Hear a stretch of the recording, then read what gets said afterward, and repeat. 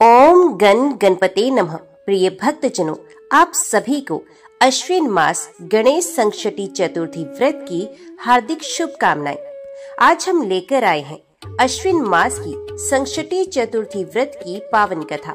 कहते हैं कि गणपति बप्पा का व्रत करने से हर संकट दूर हो जाता है, हर इच्छा पूरी होती है और भक्त के जीवन में सुख समृद्धि आती है। तो आइए इस अद्भुत कथा को ध्यान से सुने और वीडियो को अंत तक जरूर देखें।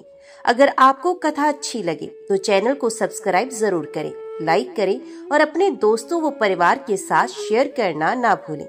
बहुत समय पहले की बात है, भारतवर्ष के एक छोटे से गांव में, जो चारों ओर से हरे भरे खेतों और घने जंगलों से घिरा हुआ था, वहाँ लोग सरल, भोले और धार्मिक स्वभाव के थे। गांव का नाम था सिद्धिपुर। ये गांव अपने प्राचीन गणेश मंदिर के लिए प्रसिद्ध था। कहते थे कि इस मंदिर में स्वयं भगवान गणेश की दिव्य मूर्ति विराजमान है, जो स्वप्न में एक संत को प्रकट होकर मिली थी। हर महीने संकष्टी चतुर्थी के दिन यहाँ मेला लगता। गांव के लोग उपवास रखते, रात को चंद्र दर्शन के बाद गणपति बप्पा की पूजा करते, तभी व्रत पूर्ण होता।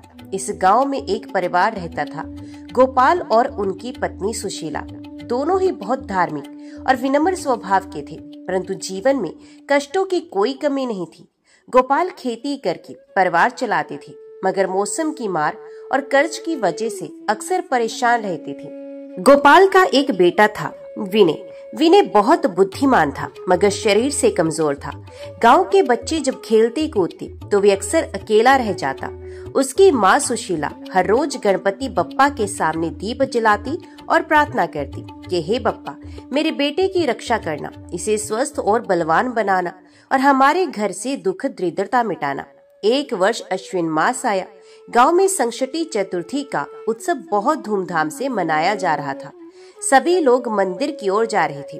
उसी समय गांव में एक भयंकर महामारी फैलने लगी। कई लोग बीमार पड़ गए, पशु मरने लगे और खेतों की फसल भी खराब होने लगी। लोग डर गए कि कहीं ये सब किसी अशुभ संकेत का परिणाम तो नहीं।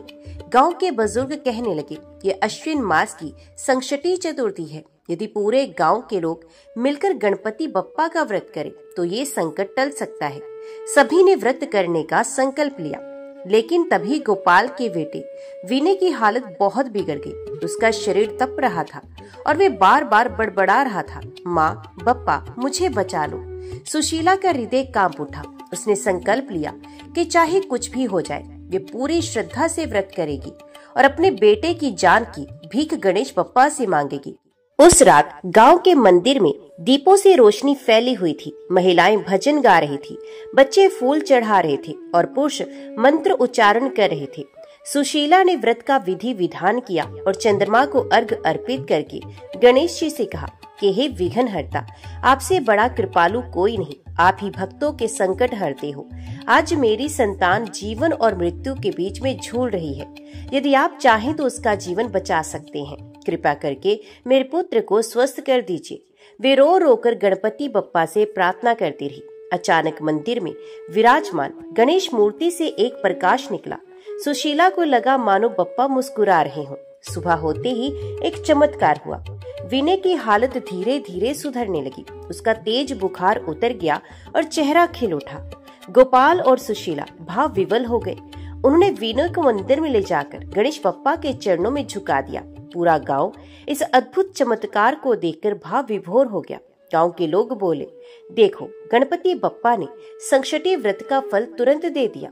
अब से हर कोई इस व्रत को श्रद्धा और भक्ति के साथ करेगा। गणेश बप्पा के चमत्कार से विनय स्वस्थ तो हो गया, पर गांव की समस्याएं खत्म नहीं हुई। फसलें नष्ट हो रही थी, कुएं का पानी सूखने लगा और महामारी ने कई घरों को घेर लिया। गांव के लोग सोचने लगे कि अगर ये संकट खत्म नहीं हुआ तो हमारा पूरा गांव उजड़ जाएगा। इसी बीच सिद्धिपुर गांव में एक अजनबी आ पहुंचा।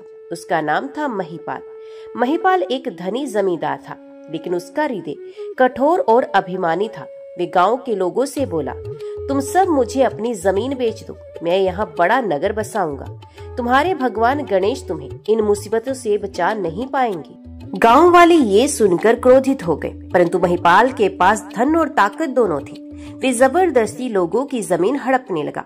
गांव की पंचायत इकट्ठा हुई। सबने तय किया कि वे हार नहीं मानेंगे। हम गणेश बप्पा पर विश्वास रखते हैं।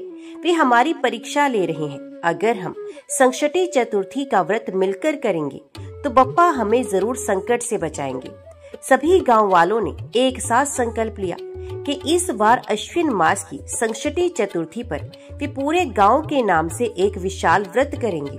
लेकिन महिपाल ने षड्यंत्र रच दिया। उसने गांव के कुएं में जहर डलवा दिया ताकि लोग डरकर अपनी जमीन बेच दें और गांव छोड़कर भाग जाएं। उस रात जब लोग मंदिर में पूजा कर रहे थे, तभी अचानक तेज आंधी चली। दीपक बुझ गए, लोग घबरा गए। लेकिन तभी गणेश बप्पा की मूर्ति से प्रकाश की किरण निकली और मंदिर में जल रहे मुख्य दीपक में फिर से लो जगमगाने लगी। गांव की बुजुर्ग महिला बोली, देखो, बप्पा का आशीर्वाद हमारे साथ है। हमें किसी से डरने की कोई जरूरत नहीं। सुशीला भी खड़ी होकर बोली, संकट बड़ा हो या छोटा, जब तक गणेश बप्पा हमारे साथ हैं, हमें कोई हरा नहीं सकता। महिपाल ने हार नहीं मानी और उसने कहा, अगर तुम्हारे गणेश सच्चे हैं तो उन्हें मेरे सामने चमत्कार करके दिखाना होगा। अगर मैं हार गया तो गांव छोड़ दूंगा। गांव वाले असमंजस में पड़ गए। क्या सचमुच भगवान उनके सामने प्रकट होंगे? लेकिन सुशीला ने दृढ़ निश्चय किया और उसने कहा, बप्पा कभी अपने भक्तों को निराश नहीं करते। वे हमारे विश्वास की लाज जरूर रखेंगे। संकष्टी चतुर्थी की रात सुशीला ने निर्जला उपवास किया और मंदिर में भजन गाती रही। भोर होते ही उसे स्वप्न आया। उसने देखा कि गणेश बप्पा मुस्कुराते हुए कह रहे हैं, डर मत सुशीला, कल जब सूरज उगेगा सत्य और असत्य का निर्णय स्वयं होगा। जो भी अन्याय करेगा उसका विनाश होगा। सुशीला नींद से जागी तो उसके चेहरे पर अपार विश्वास की चमक थी। अगले दिन सुबह गांव में एक अद्भुत घटना हुई। महिपाल ने गांव वालों को इकट्ठा किया और कुएं से पानी निकालकर सबके सामने दिखाया। ये सोच रहा था कि जहर से पानी काला हो चुका होगा, लेकिन जब पानी बाल्टी में आया तो वे न केवल निर्मल था बल्कि उसमें से गणेश जी की सुगंधित गंध आ रही थी। सभी हैरान रह गए। गांव वाले जयकार करने लगे, गणपति बप्पा मोरया, संकट हरता विघ्न हरता बप्पा की जय। महिपाल गुस्से से पागल हो गया। ये सब छल है। मैं मानता हूँ कि यहाँ कोई अदृश्य शक्ति है, लेकिन मैं हार नहीं मानूंगा। गांव के कुएं से निर्मल और सुगंधित पानी निकलते ही सिद्धिपुर गांव में गणेश बप्पा के जयकारे गूंज उठे। गांव वाले प्रसन्न थे, लेकिन महिपाल की आंखों में आग जल रही थी। ये सोचने लगा, अगर ऐसे ही चमत्कार होते रहे तो गांव वाले मुझे कभी नहीं मानेंगे। मुझे ऐसा षड्यंत्र रचना होगा कि सब गणेश को दोष दे और मुझे अपना रक्षक माने। उसने अपने चेलों को बुलाया और योजना बनाई कि गांव के मंदिर से गणेश बप्पा की मूर्ति चुरा कर ले जाएं। अगर मूर्ति गायब हो जाएगी तो लोग घबरा जाएंगे और विश्वास खो देंगे। तब मैं उन्हें अपने वश में कर लूंगा। अगली रात भारी तूफान आया।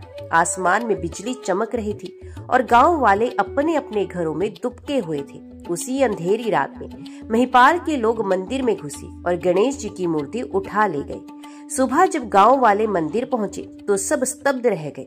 गणपति बप्पा की मूर्ति अपने स्थान पर नहीं थी। लोग रोने लगे और कहने लगे कि हे बप्पा, आपने हमें क्यों छोड़ दिया? अब हमारा क्या होगा? सुशीला ने सबको शांत किया और कहा, नहीं, बप्पा कहीं नहीं गए, वे हमारे हृदय में हैं। ये किसी दुष्ट की चाल है। बप्पा हमें जरूर मार्ग दिखाएंगे। उसी रात गोपाल और सुशीला का बेटा विनय गहरी नींद में सोया था। स्वप्न में उसने देखा कि एक दिव्य आभा वाला बालक उसके सामने खड़ा है और कह रहा है कि हे विनय, मत डर, मैं गणेश हूँ।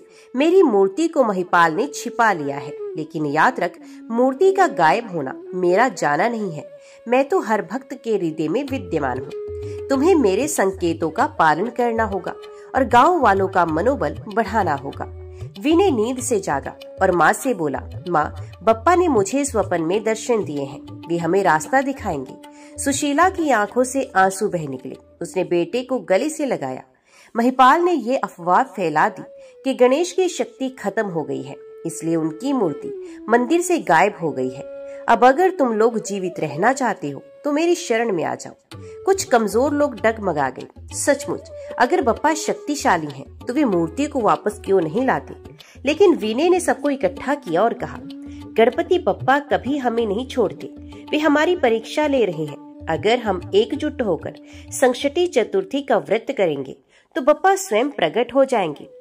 गांव के लोग फिर से आश्वस्त हो गए। पूरे गांव ने तय किया कि अगली संकष्टी चतुर्थी को वे व्रत करेंगे और मंदिर में गणेश चालीसा का अखंड पाठ करेंगे। सुशीला, गोपाल, विनय और अन्य स्त्रियां उपवास करने लगी। रात भर भजन गूंजते रहे, जय गणेश जय गणेश जय गणेश देवा। हर कोई दिल से पुकार रहा था कि बप्पा संकट दूर करे। अचानक आधी रात को मंदिर में तेज प्रकाश फैला। लोग दौड़कर पहुंचे तो देखा कि गणेश जी की मूर्ति अपने स्थान पर विराजमान थी। वे पहले से भी अधिक दिव्य और चमकदार हो गई थी। गांव वाले भाव विभोर होकर नाचने लगे, ढोल बजाने लगे और जयकार करने लगे। महिपाल ये देखकर कांप गया। उसके दुष्ट मन में डर समा गया। ये कैसी शक्ति है जिसे मैं तोड़ नहीं सकता। गणेश बप्पा की मूर्ति वापस आने के बाद पूरा गांव खुशी से झूम उठा, लेकिन महिपाल अंदर ही अंदर तिल मिला रहा था। उसने सोचा, अगर मैंने अब भी कुछ बड़ा कदम नहीं उठाया तो ये गांव वाले हमेशा गणेश के नाम का झंडा लहराएंगे और मैं हार जाऊंगा। मुझे ऐसा करना होगा कि लोग डर जाएं और बप्पा पर से उनका विश्वास उठ जाए। उसने अपने चेलों को बुलाया और योजना बनाई। गांव के बीचों बीच आग लगाओ, ऐसा लगे कि गणेश मंदिर से ही आग निकली है। लोग समझेंगे कि उनके भगवान उनसे नाराज हैं। उस रात गांव के पास के खेतों में आग लग गई। लपटें इतनी भयंकर थी कि आसमान लाल हो गया।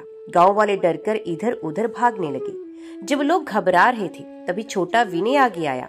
उसने ऊंची आवाज में कहा, गांव वालों, ये आग बप्पा ने नहीं लगाई, ये किसी दुष्ट की चाल है। अगर हम सब मिलकर बप्पा का नाम लें तो ये आग तुरंत शांत हो जाएगी। सब लोग एक साथ पुकारने लगे, गणपति बप्पा मोरया, मंगल मूर्ति मोरया। और सचमुच धीरे धीरे तेज आंधी चली और बारिश शुरू हो गई। देखते ही देखते आग बुझ गई। लोगों ने देखा कि विनय के चेहरे पर दिव्य आभा चमक रही है, मानो स्वयं गणेश बप्पा उस पर कृपा कर रहे हों। उस रात विनय को एक फिर स्वप्न आया। उसने देखा कि गणेश बप्पा स्वयं उसके सामने खड़े हैं और कह रहे हैं कि वत्स विनय, तू मेरा सच्चा भक्त है। तेरे साहस और विश्वास से ये गांव बचा है। अब समय आ गया है कि तू लोगों का मार्गदर्शन करे। मैं तुझे अपनी शक्ति का अंश प्रदान करता हूँ ताकि तू धर्म और सत्य की रक्षा कर सके। सुबह होते ही विनय का चेहरा तेजस्वी लगने लगा। उसकी आवाज में आत्मविश्वास और उसके शरीर में नई शक्ति आ गई। गांव वाले उसे देखकर बोले, यह बालक साधारण नहीं, ये तो बप्पा का आशीर्वाद है। महिपाल ने गांव वालों को डराने के लिए एक बार फिर अफवाह फैलाई, गणेश नाराज है इसलिए गांव में आग लगी। अगर तुम्हें बचना है तो मुझे अपनी जमीन दे दो। लेकिन इस बार विनय ने खुलकर कहा, नहीं महिपाल, ये आग तेरी ही लगाई है। बप्पा ने मुझे सब दिखाया है, अब तेरे पाप छुप नहीं सकते। गांव वालों ने महिपाल को पकड़ लिया। पहले वे सबको धमकाता रहा, पर जब देखा कि विनय के शब्दों से लोग अडिग हैं तो उसका मन कांपने लगा। तभी मंदिर की घंटियां अपने आप बजने लगी और मूर्ति से प्रकाश निकला। गणेश बप्पा की दिव्य आवाज गूंजी, महिपाल, तूने लालच और अहंकार में आकर मेरे भक्तों को सताया है। अब तेरा अंत निश्चित है। महिपाल जमीन पर गिर पड़ा और रोने लगा। क्षमा करो बप्पा, मैंने अज्ञानवश इतना बड़ा पाप किया, मुझे माफ कर दो। गणेश बप्पा की कृपा से गांव में शांति लौट आई। महामारी धीरे धीरे खत्म हो गई। फसलें हरी भरी होने लगी और कुएं का पानी भी मीठा हो गया। गांव वाले रोज मंदिर में जाकर बप्पा का धन्यवाद करने लगे। सब कहते थे, ये सब संकष्टी चतुर्थी व्रत का चमत्कार है। बप्पा ने हमारी आस्था की रक्षा की। सुशीला की आंखों से आंसू बह रहे थे। उसने विनय को गले लगाया और कहा, बेटा, तूने बप्पा का सच्चा भक्त बनकर पूरे गांव को बचा लिया। विनय मुस्कुराकर बोला, माँ, ये मेरी शक्ति नहीं, ये तो गणपति बप्पा की कृपा है। उन्होंने हमें सिखाया है कि संकट चाहे कितना भी बड़ा हो, अगर हम आस्था और साहस बनाए रखें तो हर कठिनाई मिट सकती है। महिपाल के दुष्ट षड्यंत्र के अंत होने के बाद सिद्धिपुर गांव में मानो नया जीवन आ गया। सूखे खेत फिर से हरे भरे हो गए। गाय भैंस दूध देने लगी और गांव के तालाबों में साफ पानी भर गया। लोगों के चेहरों पर लंबे समय बाद मुस्कान लौटी। गांव के बुजुर्ग बोले, ये सब गणपति बप्पा की कृपा है, उन्होंने हमारे विश्वास की रक्षा की है। गांव वालों ने तय किया कि इस बार अश्विन मास की संकष्टी चतुर्थी का उत्सव पहले से कहीं अधिक भव्यता से मनाया जाएगा। गांव के हर घर को फूलों और दीपकों से सजाया गया। महिलाएं एक एक घर जाकर मेहंदी और हल्दी बांटने लगी। बच्चे रंगोली बना रहे थे और पुरुष भजन मंडली की तैयारी कर रहे थे। मंदिर में एक बड़ा मंडप बनाया गया। उसमें सुगंधित फूलों की माला और केले के पत्तों से सजावट की गई। गणेश जी की मूर्ति को नए वस्त्र पहनाए गए और उनके हाथों में मोदक रखे गए। गांव वाले कहते कि इस बार का उत्सव हमें हमेशा याद रहेगा। ये हमारे विश्वास और बप्पा की कृपा का प्रतीक है। संकष्टी चतुर्थी की रात आई। गांव वाले निर्जला उपवास करके मंदिर पहुंचे। सब मिलकर भजन गाने लगे। संकट हरता विघ्न हरता बप्पा मोरया। अचानक मंदिर में तेज प्रकाश फैला और हवा में मंद मंद सुगंध फैल गई। लोगों ने देखा कि गणेश बप्पा की मूर्ति मानो जीवंत हो उठी है। गणेश बप्पा की दिव्य आवाज गूंजी, वत्सो, आज तुम सबने मिलकर जो व्रत किया है उससे तुम्हारे गांव के सभी संकट दूर हो गए हैं। जो भी भक्त श्रद्धा और विश्वास से संकष्टी चतुर्थी का व्रत करेगा उसके जीवन से हर विघ्न मिट जाएगा। लोगों की आंखों से आंसू बहने लगे। सभी ने मिलकर नतमस्तक होकर बप्पा का आशीर्वाद ग्रहण किया। इस उत्सव के बीच विनय चुपचाप खड़ा था। गांव वाले उसके पास आए और बोले, बेटा विनय, तूने हमें हर संकट से उबरने में सबसे बड़ा योगदान दिया है। तू ही इस गांव की ताकत है। लेकिन विनय ने कहा, नहीं, ये सब बप्पा की कृपा है। उन्होंने ही मुझे साहस दिया। मैं तो बस उनका सेवक हूँ। फिर भी गांव वाले विनय को अपना नेता मानने लगे। लोगों ने तय किया कि आगे से गांव की हर समस्या का समाधान विनय की सलाह से ही होगा। विनय ने अपनी माँ से कहा, माँ, मुझे लगता है बप्पा मुझे एक और काम सौंप रहे हैं। मैं चाहता हूँ कि इस गांव में सिर्फ एक मंदिर ही नहीं बल्कि एक विद्यालय भी बने, जहाँ बच्चे पढ़ लिख कर आगे बढ़े और ज्ञान से अपना जीवन सुधारें। सुशीला ने बेटे के सर पर हाथ रखा और कहा, बेटा, यही तो सच्ची भक्ति है। बप्पा ने तुझे सही मार्ग दिखाया है। गांव वाले विनय के विचार से सहमत हो गए। सभी ने मिलकर खेतों से कुछ अन्न और धन इकट्ठा किया। उससे एक छोटा सा विद्यालय बनवा दिया। विद्यालय का नाम रखा गया श्री गणेश ज्ञान मंदिर। यही विद्यालय गणेश बप्पा को समर्पित था। बच्चे वहां पढ़ने आते और हर सुबह गणपति स्तुति गाकर पढ़ाई शुरू करते।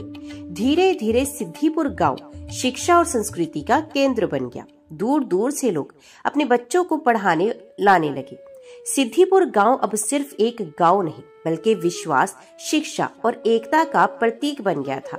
लोग कहते, ये सब गणपति बप्पा की संकष्टी चतुर्थी व्रत की महिमा है। अगर हमने ये व्रत नहीं किया होता तो शायद हमारा गांव नष्ट हो जाता। गांव की हर दीवार पर बप्पा के जयकारे लिखे गए। हर घर में दीप जलाए जाने लगे और हर महीने संकष्टी चतुर्थी का उत्सव मनाया जाने लगा। भी सुनिए चौथ माता की दिव्य कथा। जहाँ आस्था हो वहाँ चमत्कार होना स्वाभाविक है, और जब आस्था चौथ माता में हो तो असंभव भी संभव हो जाता है। आज की ये कथा एक ऐसी स्त्री की है जिसके जीवन की अंधेरी रातें चौथ माता के व्रत ने उजाले में बदल दी। बहुत समय पहले की बात है। एक छोटा सा गांव था। बंजर जमीन, बेरोजगारी और सूखा इस गांव का नसीब था। उसी गांव में एक स्त्री रहती थी, सावित्री। गरीबी ने उसके घर की रसोई सूनी कर दी थी। उसका पति बीमार रहता और 2 छोटे बच्चे हर रोज भूखे सोते। फिर भी सावित्री हर संकट में एक आस लगाए बैठी रहती, माँ चौथ सब ठीक कर देंगी।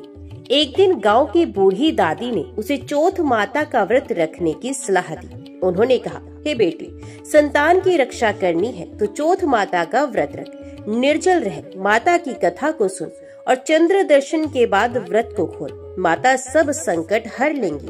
सावित्री ने उसी दिन से व्रत शुरू कर दिया। पहली बार जब सावित्री ने व्रत रखा, पूरा दिन भूखी रही। संध्या को जब चंद्रमा निकलने वाला था, उसके दोनों बच्चों को तेज बुखार हो गया। पति बोला, तो पूजा छोड़, बच्चों को अस्पताल ले चल। पर सावित्री बोली, मैं माता पर विश्वास रखती हूँ। चंद्र दर्शन तक न अन्न लूंगी न जल। मेरी भक्ति से सब कुछ ठीक हो जाएगा। उसने माँ को दुर्वा, मोदक और जल अर्पण किया और प्रार्थना की। जैसे ही सावित्री ने चंद्रमा को अर्घ दिया, उसका बेटा धीरे धीरे करवट लेने लगा। बुखार उतर चुका था। पति हक्का बक्का रहा। बच्चों की आंखें चमक उठी। सावित्री ने सर झुकाकर कहा, चौथ माता, तू तो साक्षात चमत्कारी है। इस घटना के बाद पूरा गांव सावित्री की आस्था का कायल हो गया। हर घर में चौथ माता की पूजा शुरू हो गई। गांव में बरसों से पड़ा सूखा टूट गया। खेतों में फसलें लहलहाई। लोगों के चेहरों पर मुस्कान लौटी। लोग कहने लगे, चौथ माता की कृपा से ही गांव का भाग्य बदल गया है। सावित्री ने अपनी बच्चे से गांव के बीचों बीच एक छोटा सा चौथ माता मंदिर बनवाया। हर चतुर्थी वहां महिलाएं पूजा करने आती, मोदक फल दुर्वा चढ़ाकर चौथ माता से अपने परिवार की रक्षा का वर मांगती।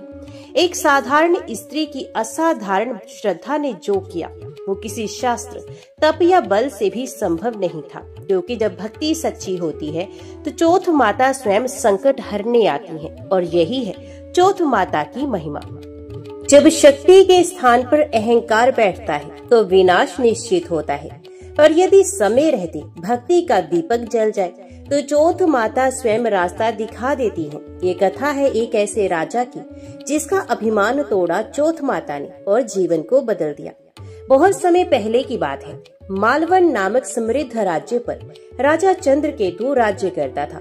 धन, सेना, दरबारियों की कोई कमी नहीं, परंतु एक भारी कमी थी भक्ति और विनम्रता की। राजा ने कभी किसी देवी देवता की पूजा नहीं की थी। वे कहता था, जो मेरी शक्ति है वही मेरा ईश्वर है। राजा की रानी सुरम्या अत्यंत धार्मिक थी। वे हर चतुर्थी को चौथ माता का व्रत रखती, विधिवत पूजा करती और अपने पुत्र के लिए आशीर्वाद मांगती। राजा को ये सब व्यर्थ लगता। वे रानी को कई बार रोकता और कहता, इन देवी देवताओं ने क्या दिया है तुझे?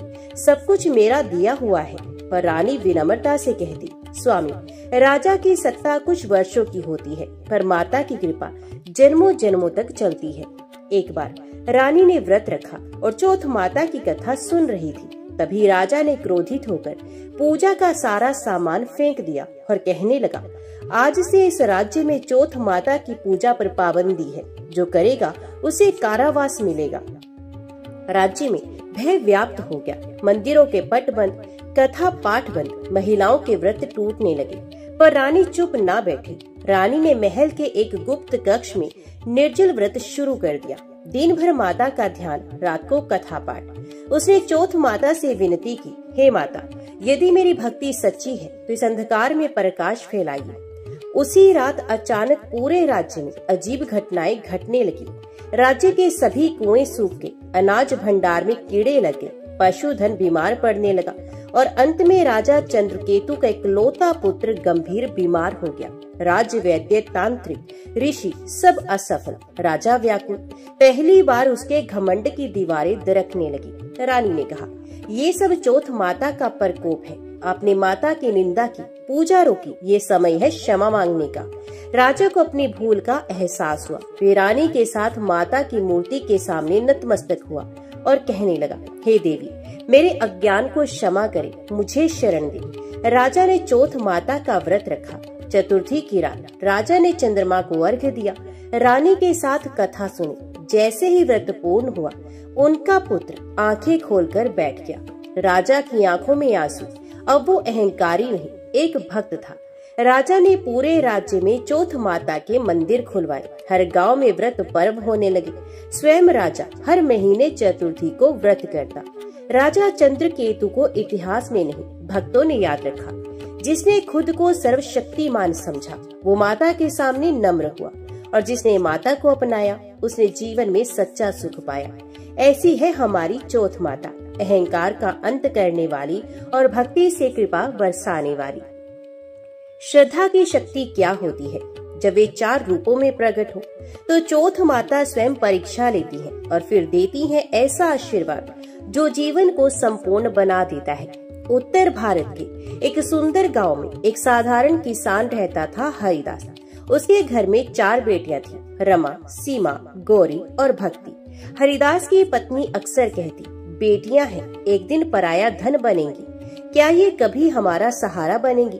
पर चौथ माता को कुछ और ही मंजूर था।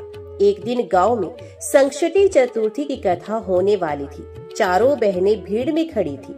कथावाचक ने कहा, जो सच्चे मन से चौथ माता का व्रत करेगा, उसके जीवन के सारे संकट मिट जाएंगे। चारों बहनों ने प्रण किया, हर महीने चतुर्थी को व्रत करेंगी, माता का ध्यान करेंगी, पर प्रत्येक की श्रद्धा का तरीका अलग था। रमा विधि पूर्वक नियम निभाती, सीमा मानसिक रूप से ध्यान करती, गौरी सब भूल जाती, फिर भी आखिरी पल में व्रत निभाती, भक्ति तो बिना कहे भी माँ को याद करती। एक दिन माता ने निर्णय लिया, इन चारों की श्रद्धा की परीक्षा ली जाए। चतुर्थी के दिन एक संत का रूप धारण कर माता चारों के द्वार पर आई। उन्होंने प्रत्येक से अलग अलग मदद मांगी।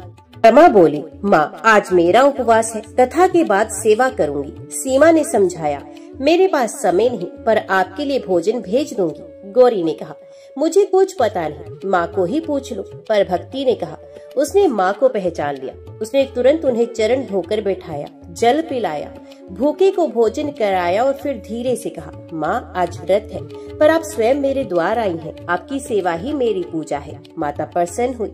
संत रूप त्याग कर उन्होंने चारों बहनों को दर्शन दिए। चारों रो पड़ी। माता ने कहा, रमा तुम्हारे नियम तुम्हें दृढ़ बनाएंगे। सीमा तुम्हारा विवेक तुझे जीवन में संतुलन देगा। गौरी तुम्हारी सरलता ही तुम्हारी ताकत है, पर भक्ति तू तो मेरा ही स्वरूप है।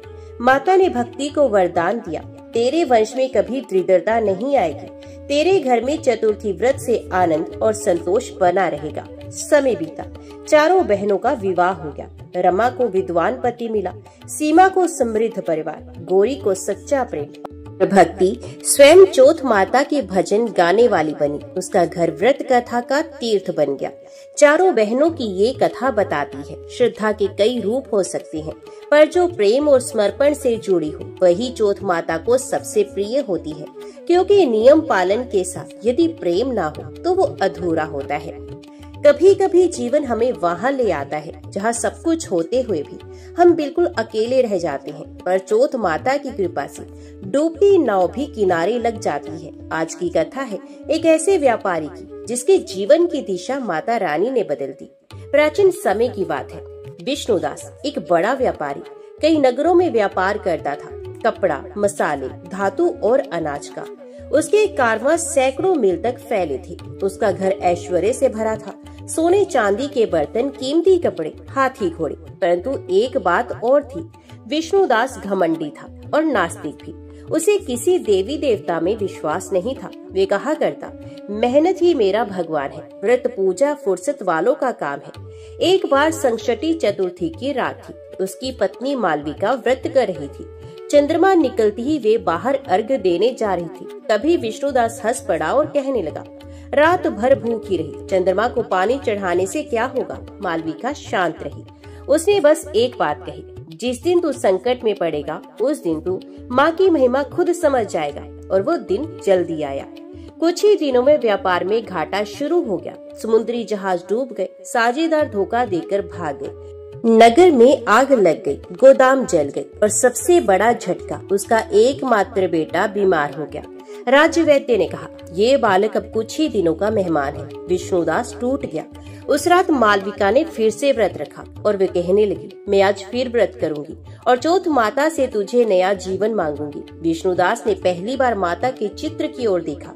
कुछ देर तक मौन रहा। रात को जब मालविका कथा पढ़ रही थी, वे खुद आकर बैठ गया। मालविका ने कहा, यदि तू सच्चे मन से व्रत करेगा और चंद्र दर्शन के बाद माता को अर्घ्य देगा तो माँ तेरे जीवन को भी पुनः सजा देंगी। विष्णुदास ने पहली बार चौथ माता का व्रत रखा। निर्जल व्रत, मौन और आत्म चिंतन। रात को जब चंद्रमा निकला, उसने हाथ जोड़कर कहा, हे माँ, मेरा सब कुछ ले लो, पर मेरा विश्वास वापस लौटा दो। जैसे ही उसने अर्घ्य दिया, अचानक पुत्र का शरीर गर्म होने लगा। आंखें खुली और वे धीरे धीरे उठकर बैठ गया। वहीं अगले दिन खबर आई, लंका से खोआ हुआ जहाज वापस आ गया। दिल्ली का व्यापारी साझेदारी लौटाने को तैयार है और गोदाम की राख में से सोने की पेटी सुरक्षित मिली। विष्णुदास ने सब कुछ बदल दिया। हर महीने चतुर्थी को पूरे नगर में व्रत करवाने लगा। नगर के बीच चौथ माता का भव्य मंदिर बनवाया। अपना नाम विष्णुदास से बदलकर चौथम दास रख लिया। अभी दूसरों को प्रेरणा देता, कथा सुनाता। जिसने कभी माता का नाम नहीं लिया, उसे माता ने अपनाया, क्योंकि चौथ माता दया की देवी है। वो बस एक सच्चे आवाहन की प्रतीक्षा करती है और जब वो आवाहन आता है तो संकटों से डूबा मनुष्य भी मोक्ष को पा लेता है। हर देवी की एक उत्पत्ति होती है, पर चौथ माता की उत्पत्ति चंद्रमा के शाप से जुड़ी है। आज की ये कथा न सिर्फ धार्मिक है, बल्कि ब्रह्मांड के संतुलन की भी गाथा है। ये कथा बताती है कि क्यों चौथ माता को संकट हरने वाली देवी कहा जाता है। सतयुग की बात है। देवताओं के स्वर्ग में एक भव्य सभा आयोजित की गई। देवगुरु बृहस्पति, इंद्रदेव, वरुण, अग्नि, यम और अन्य सभी देवताओं के साथ चंद्रदेव भी वहां उपस्थित थे। अपनी मोहिनी मुस्कान, चमकती देह और सौंदर्य से सभी को मोहित करते हुए देवगणों ने प्रशंसा की, पर धीरे धीरे चंद्रमा को अपने सौंदर्य पर अभिमान हो गया। एक बार चंद्रदेव ने देवताओं की धर्म सभा में भगवान गणेश का अपमान कर दिया। गणेश जी, जो उस समय छोटे बाल रूप में सभा में आए थे, को चंद्रमा ने देखकर हंस दिया और कहा, कैसे विचित्र रूप के हो तुम, हाथी जैसा सर लेकर चलते हो। भगवान गणेश ने शांत स्वर में कहा, जो अपने सौंदर्य पर घमंड करता है उसका तेज एक दिन मिट जाता है। ये बात जब शिवजी तक पहुंची, उन्होंने क्रोधित होकर चंद्रदेव को शाप दे दिया, हे चंद्रमा, आज से तेरा प्रकाश क्षीण हो जाएगा, तुम घटेगा और अंत में अदृश्य हो जाएगा, और जो तुझे देखेगा वे भी दोष का भागी बनेगा। शिवजी के शाप के बाद चंद्रदेव का तेज क्षीण होने लगा, उसकी मुस्कान चली गई और शरीर मुरझा गया, और पूर्णिमा से अमावस्या की ओर वे लुप्त होने लगे। समस्त लोकों में अंधकार छा गया। चंद्रदेव ने सब ओर क्षमा मांगी और अंत में वे पर्वत श्रृंग के शिखर पर बैठकर कठोर तप करने लगे। उन्होंने आदि शक्ति को पुकारा और अनगिनत वर्षों की तपस्या के बाद एक दिव्य प्रकाश के साथ एक देवी प्रकट हुई। वे थी व्रत कथा देवी, संकटहारी, गणेश प्रिय, स्वयं चौथ माता। माता रानी ने कहा, हे चंद्रमा, तूने गर्व किया, तूने अपमान किया, पर तूने पश्चाताप भी किया, इसलिए मैं तुझे आंशिक रूप से क्षमा करती हूँ। उन्होंने वरदान दिया, हर महीने चतुर्थी के दिन तुझे दर्शन की अनुमति होगी। जो भक्त इस दिन व्रत के तुझे अर्घ्य देगा, उसके समस्त कष्ट दूर हो जाएंगे। तुझे दोष युक्त कहकर जो ना देखेगा, बल्कि मेरी शरण में आकर गणेश जी को अर्घ्य देगा, उस पर कभी संकट नहीं आएगा। इस प्रकार चौथ माता ने चतुर्थी व्रत को लोक हित के लिए स्थापित कर दिया। यही कारण है कि संकष्टी चतुर्थी को विघ्नहर्ता गणेश जी और उनकी आराध्या माँ चौथ का पूजन किया जाता है। चंद्र दर्शन के बाद अर्घ्य दिया जाता है, माता की कथा सुनी जाती है, व्रत से हर संकट हर लिया जाता है। चंद्रमा का अहंकार, पश्चाताप और फिर माता की कृपा। ये कथा बताती है कि गर्व पतन की ओर ले जाता है, पर सच्चा पश्चाताप ईश्वर को भी प्रसन्न करता है। चौथ माता ब्रह्मांड में संतुलन की देवी है और उनका व्रत संकट से मोक्ष का सरल मार्ग है। कुछ भक्त जन्म से संत नहीं होते, बल्कि जीवन के अनुभव उन्हें भक्ति की ओर ले जाते हैं। अब आगे की कथा एक ऐसे व्यक्ति की है जो कभी क्रोधी था, स्वार्थी था, पर चौथ माता की कृपा से वे बना वामन दास, एक संत जिनका नाम आज भी चौथ माता के मंदिरों में लिया जाता है। कथा है दक्षिण भारत के एक छोटे से गाँव जगतपाल की। वही रहता था वामन, एक युवक जो अत्यंत बलिष्ठ था, पर स्वभाव से कठोर और क्रोधी था। माता पिता वृद्ध थे, पर वे उनकी सेवा नहीं करता। गांव वालों के साथ भी रूखा व्यवहार, किसी देवी देवता में विश्वास नहीं। वे कहता था, ईश्वर नहीं, श्रम ही सबसे बड़ा है। ये मूर्तियों की पूजा केवल डरपोकों का काम है। एक दिन उसके माता पिता तीर्थ यात्रा पर निकले, पर रास्ते में दुर्घटना हो गई। दोनों का निधन हो गया। वामन को कोई पश्चाताप न हुआ, न आंखों में आंसू थे।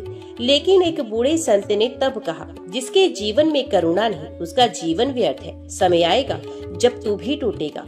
कुछ वर्षों के बाद वामन को एक दुर्लभ रोग ने घेर लिया। शरीर सूखने लगा, बल क्षीण हो गया, मित्र और परिवार भी उसे छोड़ गए। अब वह टूटा। एक दिन गांव की एक स्त्री बोली, कल संकष्टी चतुर्थी है, चौथ माता के मंदिर चलो, माँ तुम्हारा सहारा बनेगी। वामन ने पहली बार माँ शब्द को भीतर तक महसूस किया। अगले दिन वे कांपते कदमों से चौथ माता के मंदिर में पहुंचा। माता की मूर्ति देखी, उसके मन में एक सागर उमड़ पड़ा। मैंने जिनसे सारा जीवन मुंह मोड़ा, आज उन्हीं के सामने नतमस्तक हूँ। वे वहीं मंदिर में ही रुक गया। दिन रात सेवा करने लगा, दूसरे भक्तों के जूते उठाने लगा, मंदिर धोने लगा। कुछ महीनों के बाद पुजारी ने कहा, तुम वामन नहीं, तो वामन दास है, माता का दास। वामन दास ने ब्रह्मचर्य व्रत लिया। हर महीने चतुर्थी को संकष्टी व्रत करता, कथा सुनता। गांव के लोग कहते थे उसके चेहरे पर अब चौथ माता का तेज दिखता है। वर्षों बीत गए। एक दिन वामन दास ने घोषणा की, अब मेरी देह माता को समर्पित है। अगली चतुर्थी को मैं उनके चरणों में समर्पित हो जाऊंगा। चतुर्थी के दिन उसने माता की आरती की, मंत्र पढ़े और ध्यान में बैठ गया और वहीं उसी ध्यान अवस्था में विश्रांत हो गया। उस मंदिर का नाम पड़ा वामन चरण चौथ मंदिर। हर साल वहाँ संत वामन दास जयंती मनाई जाती है और कहा जाता है जो सच्चे मन से माता की सेवा करे उसकी आत्मा को स्वयं माता मुक्त कर देती है। वामन दास की कथा हमें ये सिखाती है, भले ही जीवन में हम कितने ही दूर भटक जाए, पर जब मन सच्चे हृदय से पुकारे तो चौथ माता हमें स्वीकार करती है। वे सिर्फ संकट हारी नहीं बल्कि उद्धारकर्त्री भी हैं। वे जीवन को मोक्ष तक ले जाने वाली देवी हैं। व्रत केवल एक धार्मिक प्रक्रिया नहीं है, व्रत आत्म शुद्धि का मार्ग है, व्रत तपस्या है, व्रत है ईश्वर के प्रति समर्पण। चौथ माता का व्रत विशेष है क्योंकि ये स्वयं संकटहारी गणेश जी से जुड़ा है और ये व्रत माँ चौथ के आशीर्वाद का माध्यम बनता है। बहुत समय पहले की बात है। रतनपुर नामक गांव में सौम्या नाम की एक नारी रहती थी। वे अत्यंत सुंदर, विनम्र और धर्मपरायण स्त्री थी। उसका पति सोमसेन एक साधारण किसान था, परंतु दोनों का जीवन प्रेम, त्याग और श्रद्धा से भरा हुआ था। विवाह को कई वर्ष बीत चुके थे, परंतु सौम्या के कोई संतान नहीं थी। वे दिन रात भगवान गणेश की पूजा करती, विशेषकर चतुर्थी के दिन व्रत करती, परंतु संतान सुख से वंचित थी। एक रात सौम्या ने एक दिव्य स्वप्न देखा। स्वप्न में एक तेजस्विनी देवी प्रकट हुई, 4 भुजाएं, सिंहासन पर विराजमान, मुख पर करुणा की झलक, मस्तक पर चंद्र की ज्योति और हाथ में लड्डू, त्रिशूल व वरमुद्रा। देवी ने कहा, हे सौम्या, मैं चौथ माता हूँ। जो स्त्री मेरी श्रद्धा से पूजा करती है उसे संतान सुख अवश्य प्राप्त होता है। चतुर्थी के दिन बिना जल ग्रहण किए मेरा व्रत करो और कथा सुनो, तुम्हारे जीवन की तपस्या पूर्ण होगी। सुबह उठते ही सौम्या ने व्रत का संकल्प ले लिया। जब सौम्या ने चौथ माता का व्रत शुरू किया तो गांव की कई स्त्रियों ने उसका उपहास उड़ाया। उन्होंने कहा, इतने वर्षों से पूजा कर ही है, अब कौन सी माता कृपा करेंगी? व्रत करने से संतान मिलती तो सबको मिल जाती। सौम्या ने सब कुछ चुपचाप सहा। वे जानती थी आस्था का रास्ता सरल नहीं होता। सौम्या ने चतुर्थी को व्रत किया, दिन भर जल तक ग्रहण नहीं किया और संध्या को चौथ माता की कथा सुनी। जैसे ही कथा समाप्त हुई उसने आकाश की ओर देखकर विनम्रता से कहा, हे माता, आपने दर्शन दिए, अब कृपा कीजिए। उस रात्रि फिर वही देवी स्वप्न में आई और वरदान दिया, हे पुत्री, 9 माह पश्चात तू एक तेजस्वी पुत्र को जन्म देगी, परंतु ध्यान रहे जन्म के चौथे दिन मेरा पूजन अवश्य करना। यदि भूल हुई तो संकट उपस्थित होगा। 9 माह के बाद सौम्या ने एक सुंदर बालक को जन्म दिया। परिवार में आनंद छा गया। पूरे गांव में उत्सव जैसा माहौल था। परंतु चौथे दिन सौम्या की सास ने कहा, आज बायना निकालती हैं, पर पूजा व्रत मत करना, बच्चे को नजर लग जाएगी। भूलवश चौथ माता का पूजन उस दिन नहीं किया गया। रात के तीसरे पहर बालक अचानक गायब हो गया। रोता हुआ परिवार इधर उधर भागा। कोई चोर, कोई राक्षस, कोई देवदूत समझकर तांत्रिकों को बुलाया गया, पर बालक का कहीं पता नहीं चला। सौम्या को जैसे देवी की चेतावनी याद आ गई। उसने फूट फूट कर कहा, माता, मुझसे भूल हो गई है, मुझे क्षमा करो, कृपा करके मेरे पुत्र को लौटा दो। सौम्या अपने पति के साथ जंगल की ओर निकल पड़ी। हर चतुर्थी को व्रत करती, नदी किनारे बैठकर माता को पुकारती और धीरे धीरे उसकी तपस्या तेज होती गई। इधर गांव में लोग उसे पागल समझने लगे, पर सौम्या कहती, जिसने मुझे वरदान दिया वही मेरा पुत्र लौटा सकती है। चतुर्थी की रात्रि थी। सौम्या ध्यानस्थ थी। चौथ माता साक्षात प्रकट हुई। उनके साथ कई गण और एक दिव्य बालक भी था। देवी ने कहा, सौम्या, तुम्हारी श्रद्धा ने मुझे बाध्य कर दिया। ये रहा तुम्हारा पुत्र, परंतु अब जीवन भर चतुर्थी को मेरा पूजन करते रहना और सब स्त्रियों को व्रत करने की प्रेरणा देना। सौम्या पुत्र सहित गांव लौटी। सब हैरान रह गए। अब वही स्त्रियां जो उसका उपहास करती थी उसकी भक्ति की प्रशंसा करने लगी। उसने गांव के मध्य चौथ माता का एक छोटा सा मंदिर बनवाया और वहां नित्य व्रत व कथा प्रारंभ की।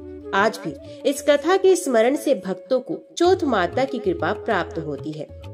जय संकटहारी माता चौथ की, जय विघ्न हरता भगवान गणेश की।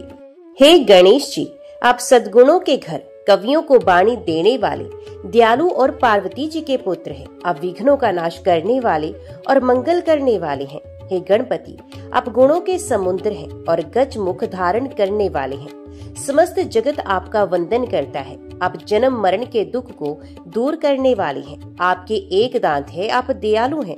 आप 4 भुजाओं वाले हैं और स्वच्छ वस्त्र धारण करते हैं। आपके शरीर का वर्ण सुनहरा है, गज मुख है, लंबोदर है और सुख देने वाले हैं। आपके मस्तक पर बाल चंद्र चांद का टुकड़ा शोभा देता है और गहनों से आप विभूषित हैं। आपके सुगंधित और कोमल चरण कमल जैसे शोभायमान है। आपका वाहन मूषक आपको बहुत शोभा देता है और आपका रूप मन मोह लेता है।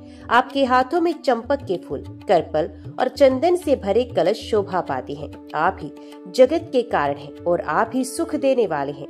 आप धर्म की रक्षा करते हैं और भक्तों के संकटों का नाश करते हैं। आप भक्तों के दुख हरते हैं, विघ्न दूर करके उन्हें सुख प्रदान करते हैं। आप लक्ष्मीपति श्री नारायण के प्रिय पुत्र हैं और गुणों से पूर्ण हैं। जो भक्त ध्यान पूर्वक इस गणेश चालीसा का पाठ करता है, उसे मंगल मूर्ति गणेश जी की कृपा से सिद्धि और विद्या की प्राप्ति होती है। गणेश चालीसा का अर्थ है कि भगवान गणेश सभी गुणों के भंडार हैं। वे विघ्नों का नाश करते हैं, धर्म की रक्षा करते हैं, भक्तों को सुख और शांति देते हैं। उनका भजन करने से बुद्धि, विद्या, सुख, शांति और समृद्धि प्राप्त होती है। ओम गण गणपते नमः। अंत तक वीडियो में बने रहने के लिए आप सभी का दिल से धन्यवाद। जय श्री गणेश।